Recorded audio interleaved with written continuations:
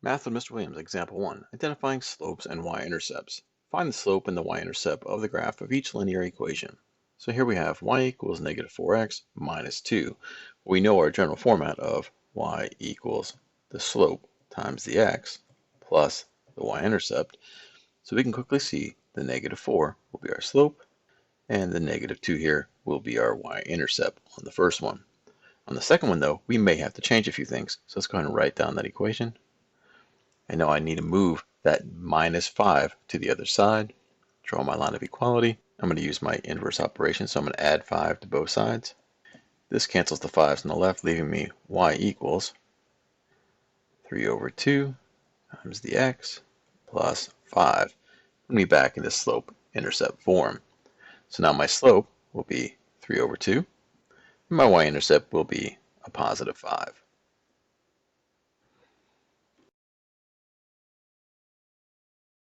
Math with Mr. Williams, Example 2, graphing a linear equation in slope-intercept form. Graph y equals negative 3x plus 3. Identify the x-intercept. Okay, so the first thing to do is to identify the y-intercept. Well, that here is a positive 3. Let's go and write that in. So we know what that means is, on a graph, that would be 0, 3 in our graph. So we're going to go ahead and start at the origin, march up to 3, and graph our y-intercept. Okay, now to find the slope. Well, we know from our equation, our slope is sitting in front of the x, so it's a negative 3. So when we graph, that would be a negative 3 over 1. So our rise, or the change in y, would be to start at the y-intercept, march downward 3 spaces, 1, 2, 3, and move to the right 1. Move down 3 spaces, 1, 2, 3, and move to the right 1. Now to find the x-intercepts, we can see where the dot is, but let's go ahead and make this into a line. We can see our x-intercept or x-axis intercept will be right here. That would be at ordered pair 1, 0.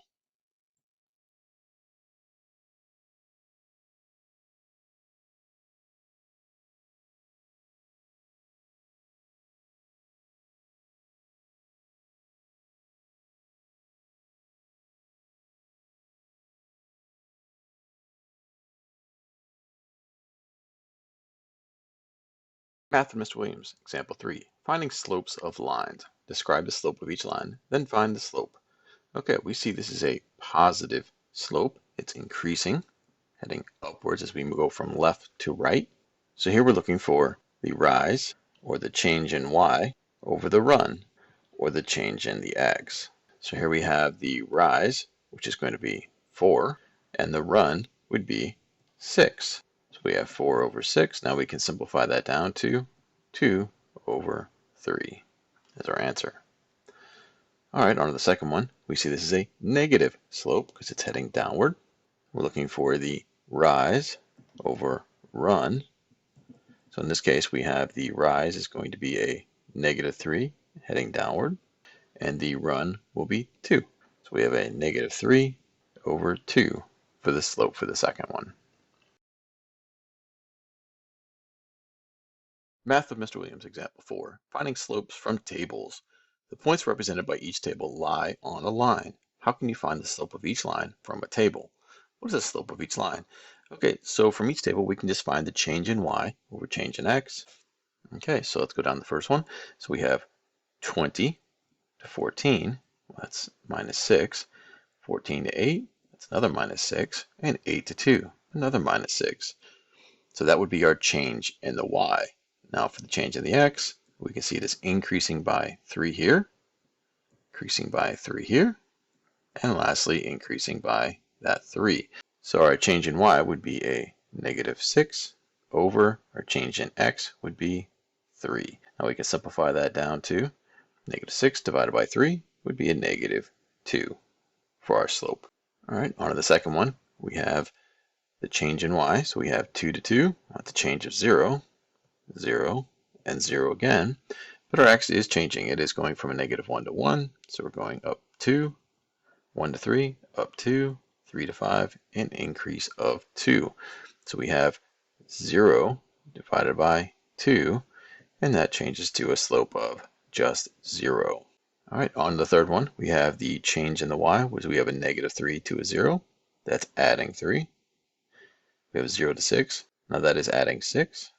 Then we have a 6 to 9. That is adding 3. It's not really constant, but let's see what happens on the x. So we have -3 to -3. Well, that's a change of 0, then 0, and then 0 again. So if we write this down, we can see if we just change this and add this again, if the -3's are constant, there is no change. So no matter what number I put on top, even if I put a 3, or if I put a 6 as the change, 3 divided by 0, that's going to be what we call undefined. Or you might even get an error message on your calculator. This is a vertical line, straight up and down. So there's no slope to it.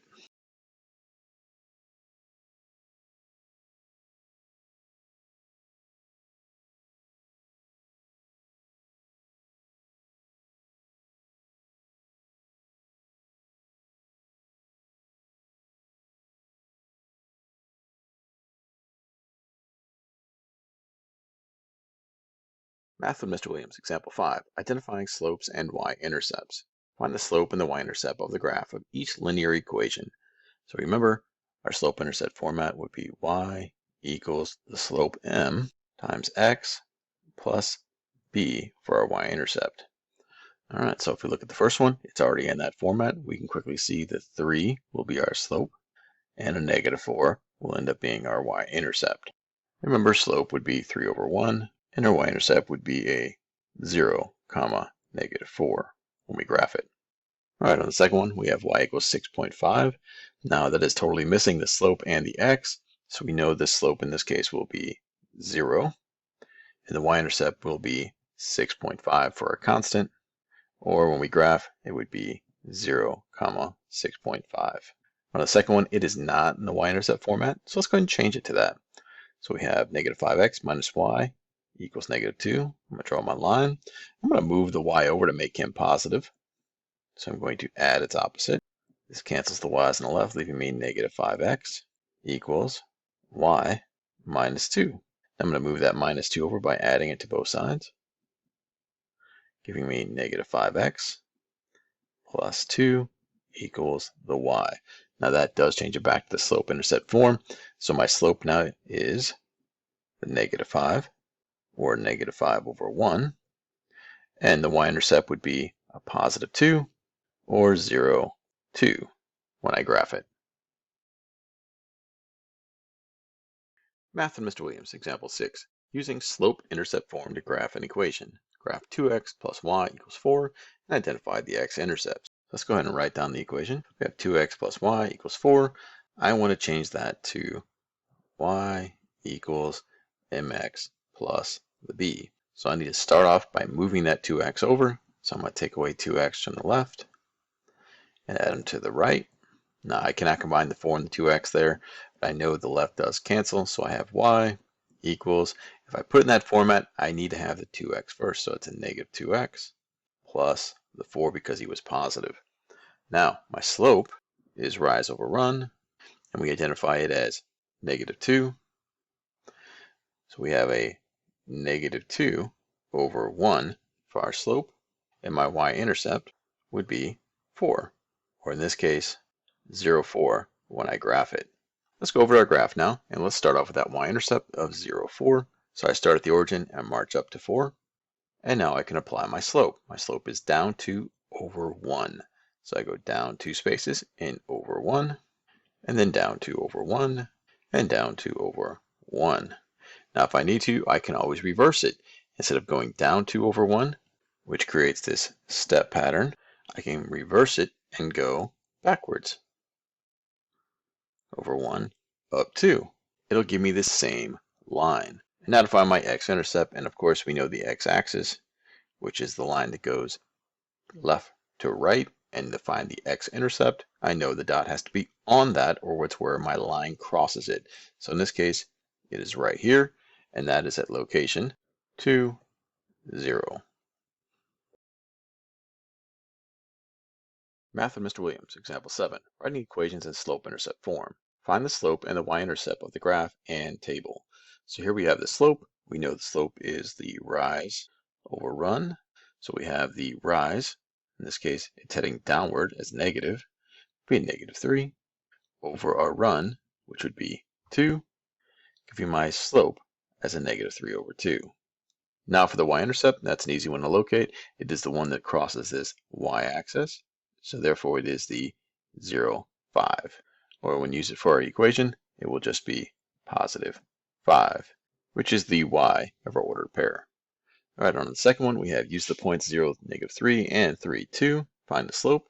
Well, we know that wants us to use the y2 minus y1 over x2 minus x1. All right, so the first one would be this. We'll call this number 1. We'll call this number 2 for ordered pair. Let's go ahead and plug them in. So y2 would be 2 minus y1 would be negative 3 over, we have x2, which is 3 minus 0.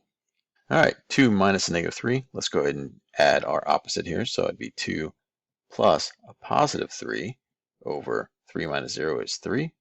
2 plus 3 is 5. So 5 over 3 would be our slope. And the y-intercept, let's go ahead and check that to make sure we're on the right track by looking at the table. So we have negative 3 to 2. Well, that's an increase of 5. 2 to 7, increase of 5. 7 to 12, that's an increase of 5. All right, on the left we have 0 to 3, that's an increase of 3. 3 to 6, increase of 3. And from 6 to 9, that's an increase of 3. So 5 over 3 being our rise over run makes sense.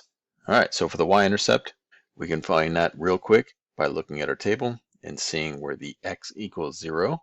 So in this case, 0, comma, negative 3. Or when we go and use in our equation, remember it is the y number, so it's a negative 3 for our y-intercept. Math with Mr. Williams, example 8, using slopes and y-intercepts to write equations. Write an equation of the line with the given slope and y-intercept. The slope is negative 3 and the y-intercept is negative 2. If you remember our format, y equals mx plus b, where the m is the slope and the b is the y-intercept. We can quickly substitute in. We have the slope is negative 3, bring down the x, and then we have plus b. In this case, there is a negative 2, so we're going to put that as a minus 2 in our format. So y equals negative 3x minus 2 will be the equation.